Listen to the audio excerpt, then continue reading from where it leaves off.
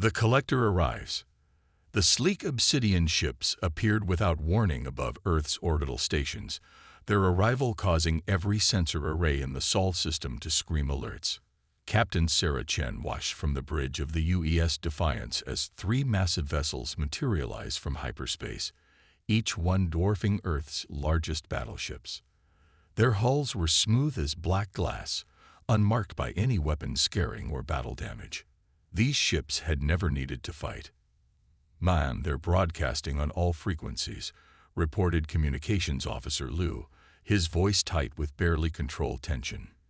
"Universal translation protocols engage." Sarah nodded grimly. Humanity had only achieved faster-than-light travel 18 months ago, establishing 3 modest colonies in nearby systems. They knew this day would come eventually. First contact with an established galactic power was inevitable. She had hoped it would be under better circumstances. "Put it through," she ordered. The main display flickered to life, revealing a being that seemed carved from living crystal.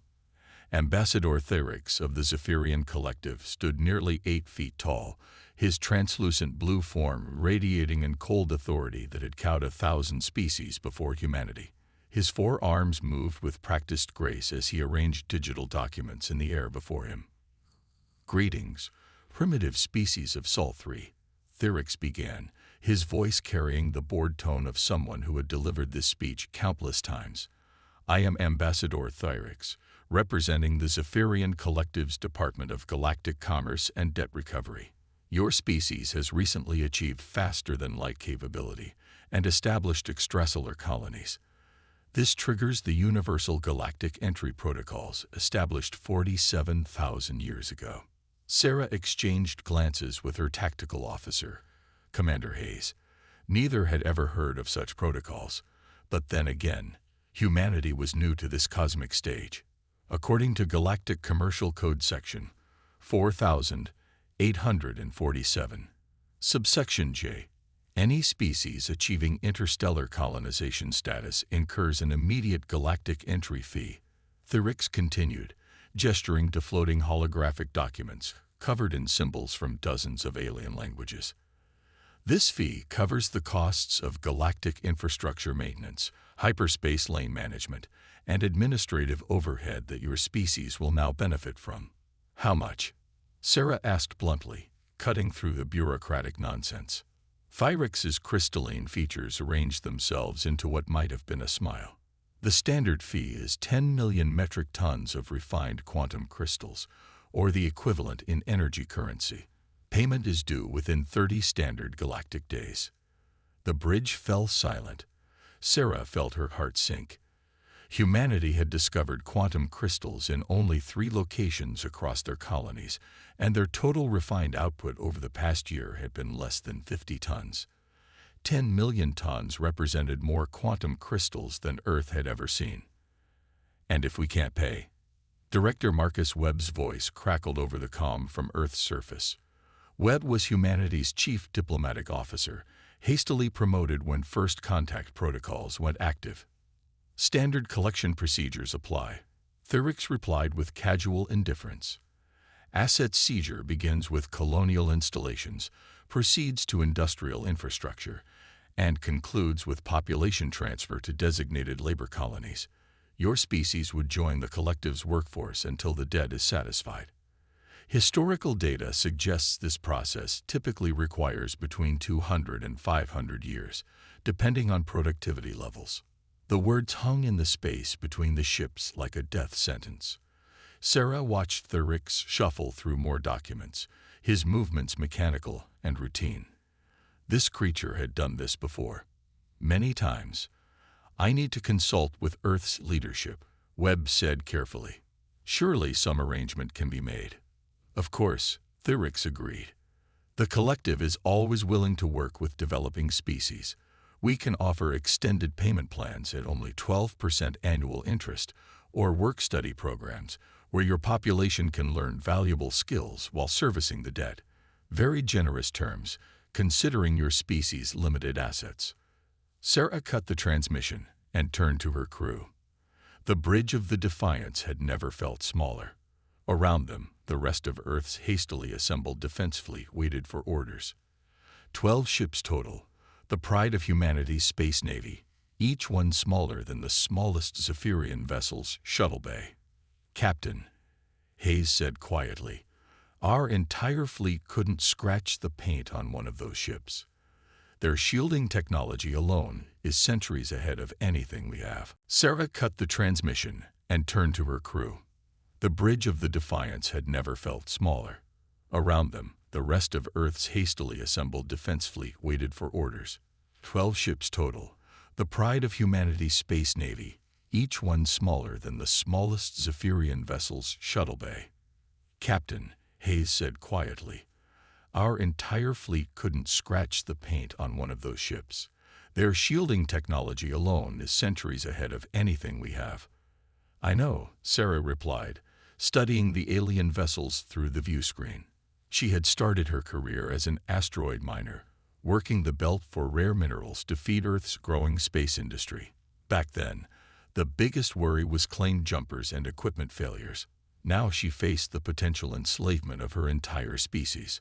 "Run a full sensor sweep," she ordered. "I want to know everything about those ships. Power signatures, hull composition, weapon systems, life support requirements, everything." As her crew worked, Sarah opened a private channel to Earth. Director Webb appeared on her personal display, his face haggard with exhaustion. Behind him, she could see the emergency session of the United Earth Council in heated debate. "Sarah, please tell me you have some miracle up your sleeve," Webb said. "I'm working on it. What's the Council's position?" "Split 3 ways. One faction wants to negotiate, try to get better terms. Another wants to surrender immediately and hope for mercy. The third," Webb paused, rubbing his temples, "the third wants to fight. Against ships that could glass our planet from orbit." "That's what I told them." "But you know humans, Sarah. Some of us would rather die standing than live on our knees." Sarah understood that sentiment. She had felt the same way when claim jumpers had tried to steal her mining operation. The difference was, back then she had been fighting other humans with similar technology. This was different. This was impossible. "Give me those 30 days, she said. "Don't do anything yet. I need time to think." Over the following week, as news of the alien ultimatum spread across Earth and its colonies, Sarah watched humanity's response with growing amazement. Instead of panic, instead of despair, she saw something she had not expected: anger. Engineer Rosa Martinez exemplified this response. The brilliant young woman had been working on experimental weapons systems when the Zephyrians arrived. Instead of abandoning her research, she doubled down, working 18-hour days to find any advantage humanity might use. "Captain, you need to see this," Rosa said during one of their daily briefings. She pulled up a holographic display showing the Zephyrian ships. "I've been analyzing their energy signatures for a week now. These ships are incredibly advanced, but they're also incredibly standardized." "Meaning?" "Meaning they're designed to intimidate species that think conventionally. Look at this." Rosa highlighted various sections of the alien ships. "Perfect symmetry, flawless hulls, no external weapons. They're built to project power through appearance. But that also means they've never had to adapt to desperate opponents." Sarah studied the analysis. "You think they're vulnerable. I think they're predictable. Every species they've encountered has either surrendered immediately or tried to fight using conventional military doctrine. Energy weapons, shield-to-shield combat, standard fleet tactics. The Zephyrians have counters for all of that built into their technology. So what do you suggest?" Rosa grinned, and Sarah recognized the expression. She had worn it herself many times when facing impossible mining quotas or equipment failures. It was the look of a human who had been pushed too far and was about to push back. "I suggest we stop thinking like a military and start thinking like humans," Rosa said. "You used to be a miner, right? How did you deal with asteroids that were too big to blast apart conventionally?" Sarah's eyes widened as understanding dawned. "You use shaped charges and exploit natural fracture lines. You don't try to overpower the rock. You find its weak points and use physics against it. Exactly. And I think I found some very interesting weak points in Zephyrian technology. As the 30-day deadline approached, Sarah found herself reviewing reports from across human space. Every colony, every research station, every military installation was contributing something to what had become known as the project. Nobody called it a weapon system or a battle plan. Those terms were too small for what humanity was attempting. Ambassador Therix contacted them on day 28, his crystalline features showing what might have been concern. Species of Sol 3, you have 48 hours remaining before collection procedures begin. Have you prepared your payment or selected your surrender terms? Ambassador Therix contacted them on day 28, his crystalline features showing what might have been concern. Species of Sol 3, you have 48 hours remaining before collection procedures begin. Have you prepared your payment or selected your surrender terms? Sarah looked directly into the alien's multifaceted eyes. We're still working on the paperwork. Paperwork? Oh yes, Sarah continued, her voice taking on the same bureaucratic tone Therix had used. You see, we've been reviewing the Galactic Commercial Code you cited. Very thorough document. We found some interesting clauses. For the first time since his arrival, Therix showed genuine emotion. His crystalline form flickered slightly, a sign of agitation among his species. The terms are standard, he said quickly. Applied uniformly across all developing species. I'm sure they are, Sarah agreed pleasantly. We just want to make sure we understand our obligations completely. After all, 10 million tons of quantum crystals is a significant sum. We want to be absolutely certain this debt is legitimate before we consider payment. Therix's form flickered more rapidly. The debt is recorded in the Galactic Commercial Registry. It has been validated by the Collective's accounting department and approved by the Board of Expansion. Your species has no grounds to dispute its legitimacy. Oh, we're not disputing anything, Sarah said with a smile that would have terrified any human who knew her well. We're just very thorough when it comes to contracts. You understand. The transmission ended abruptly, and Sarah turned to her crew. Around them, the human fleet held position, waiting. In 48 hours, they would discover whether humanity's greatest gamble in its short spacefaring history would pay off or doom them all. All stations report ready, Captain, Hayes announced. Sarah nodded, looking out at the 3 obsidian ships that had come to collect humanity's freedom. Then let's show our guests what happens when you try to shake down the wrong species. The human response. The deadline arrived with the cold precision of orbital mechanics. Ambassador Therix's image filled the screens of every human ship and station as he delivered what he clearly expected to be humanity's final surrender. Species of Sol 3, your payment period has expired. Standard collection procedures will now commence. Prepare to receive boarding parties for asset evaluation and population transfer coordination. Captain Sarah Chen activated her own transmission from the bridge of the Defiance. Behind her, the tactical display showed not just Earth's 12-ship defense fleet, but something that had never existed before.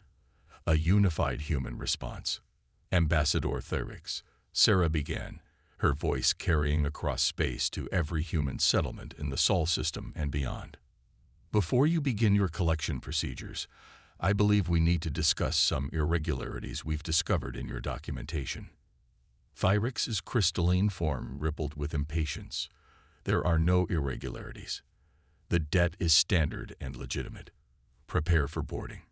See, that's where you're wrong, Sarah continued, gesturing to her communications officer.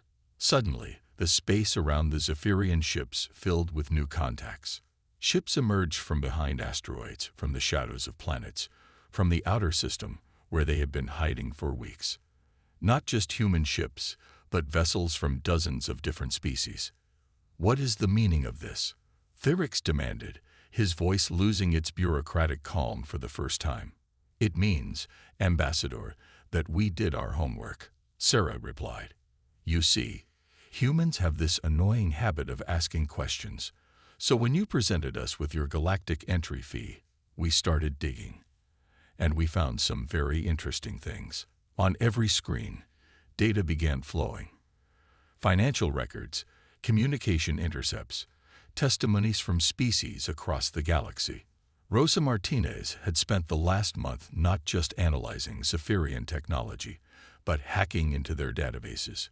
We discovered that your galactic commercial code doesn't exist in any legitimate galactic registry. Sarah continued. We found communications between Zephyrian officials discussing which species to target next based on their resource wealth and military capabilities. We found records of over 400 species that have been enslaved under this same entry fee scam. The alien ships began to shift position, their perfect formations wavering as confusion spread through their ranks. Around them, the mixed fleet of human and alien vessels held steady, waiting. Thyrix's form was now flickering so rapidly he appeared almost solid. You cannot prove these allegations. The collective's authority is recognized throughout the galaxy. Recognized through fear, came a new voice over the communications channel. Captain Zara of the Kelthari Liberation Fleet had arrived with 17 ships of former Zephyrian slaves. But fear ends when someone finally stands up to the bully. More voices joined the conversation. The Andromedan Trade Union, the free colonies of the Outer Rim, the independent mining consortiums, species that had been hiding in the galaxy's shadows, afraid to challenge Zephyrian authority, now found courage in humanity's defiance. This is preposterous, Thyrix sputtered. You are a primitive species barely capable of interstellar travel. You have no authority to make such claims. Sarah's smile was sharp as a blade. You're right, we don't have authority. But we have something better. We have evidence, we have allies, and we have a very human unwillingness to accept injustice. The tactical display updated as Rosa Martinez executed the plan they had spent a month preparing. Every human ship suddenly lit up with weapon signatures that made no sense to alien sensors. Not energy weapons or conventional missiles, but something entirely different. You see, Ambassador, when you threatened our species, you made a fundamental error, Sarah explained as her fleet began moving. You assumed we would respond like every other species you've encountered. You assumed we would either surrender or fight conventionally. The human ships accelerated toward the Zephyrian vessels, but their approach was unlike anything in galactic military doctrine. Instead of maintaining formation, they scattered into seemingly random patterns. Instead of charging weapons to maximum, they powered down to minimal signatures. Humans don't fight fair, Ambassador. We fight to win. What happened next would be studied in military academies across the galaxy for centuries. The human ships didn't try to penetrate Zephyrian shields or outgun their weapons. Instead, they did something no other species had ever attempted. They treated the engagement like an industrial demolition project. Rosa Martinez had spent weeks studying the Zephyrian ships' power distribution networks. The aliens' technology was incredibly advanced, but it was also incredibly centralized. Every system routed through primary power nodes that were protected by layers of redundant shielding. The humans didn't attack the shields. They attacked space itself. Deploying gravitational disruptors, Rosa announced over the tactical channel. Her experimental weapons, originally designed for asteroid mining, created localized gravitational anomalies that twisted space-time around the Zephyrian ships. The aliens' perfect shields were designed to deflect energy and matter, not geometric distortions of reality itself. The obsidian hulls began to buckle as space warped around them. Internal systems, calibrated for consistent gravitational fields, began failing as the ships experienced constantly shifting forces. The Zephyrians found themselves trapped inside vessels that were becoming uninhabitable, not through battle damage, but through physics itself turning against them. Impossible, Thyrix gasped as emergency alarms wailed throughout his flagship. No species has ever developed gravitational manipulation technology without first mastering energy shields and faster-than-light communications. That's because no other species needed to, Sarah replied. We're asteroid miners, Ambassador.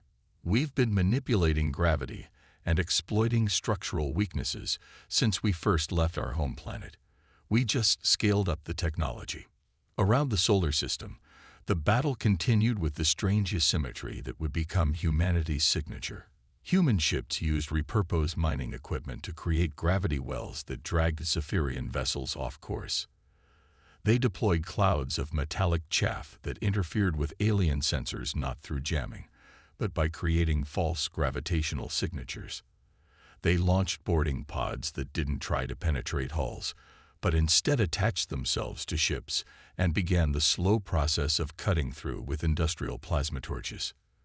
But the real victory wasn't military. It was legal.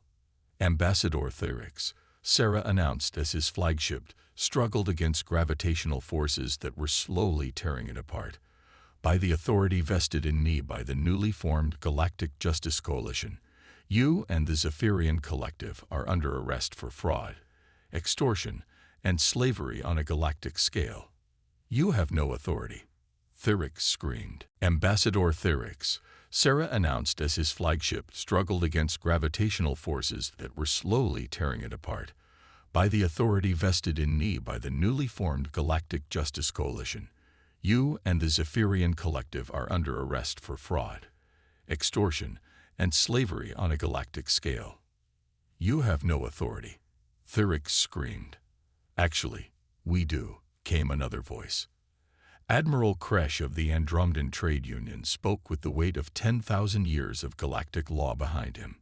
According to the original Galactic Charter, any species can invoke justice protocols when presented with evidence of systematic oppression. The humans have provided more than sufficient evidence. The space around the Zephyrian ships filled with vessels from across the galaxy. Species that had hidden in the shadows for millennia emerged to support humanity's stand against the collective. The galaxy's oldest criminals found themselves surrounded by their victims, with nowhere to run. This is your final offer, Ambassador, Sarah said as the gravitational disruptors continued their work. Surrender now, submit to galactic justice, and begin making reparations to every species you've enslaved. Or we can continue this conversation while your ships are slowly torn apart by forces you never bothered to understand. Thyrix looked around his bridge at failing systems and terrified crew members. His species had ruled through intimidation for 47,000 years, but intimidation only worked against those who could be intimidated. We surrender, he whispered. The aftermath of what historians would call the Debt War lasted for years.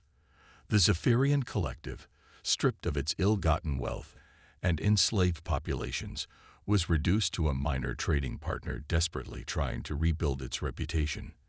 The species they had oppressed formed the Galactic Justice Coalition, with humanity serving as its enforcement arm. Captain Sarah Chen found herself promoted to admiral and placed in charge of the coalition's enforcement fleet. Her first official act was to establish the Human Protection Accord, a treaty that guaranteed military support for any species threatened by systematic oppression.